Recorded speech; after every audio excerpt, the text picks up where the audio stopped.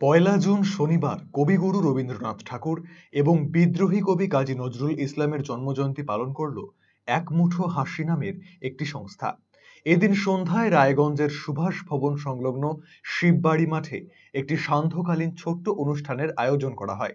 এই অনুষ্ঠানে নাচ গান সহ বিভিন্ন ক্ষেত্রে অংশ নেয় কচিকাঁচারা। অনুষ্ঠানের শুরুতেই দুই কবিকে যথাযথ শ্রদ্ধা নিবেদন করা হয়। অনুষ্ঠান দেখতে উপস্থিত ছিলেন এলাকার সাধারণ মানুষ।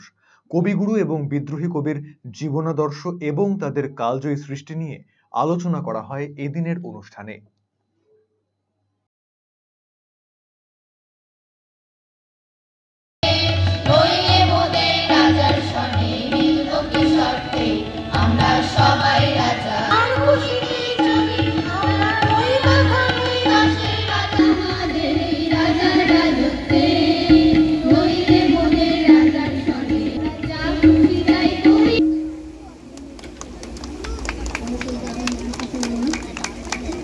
জন্য আমি মঞ্চে আহ্বান জানাচ্ছি এক মুঠো হাসির শিল্পীবৃন্দদেরকে।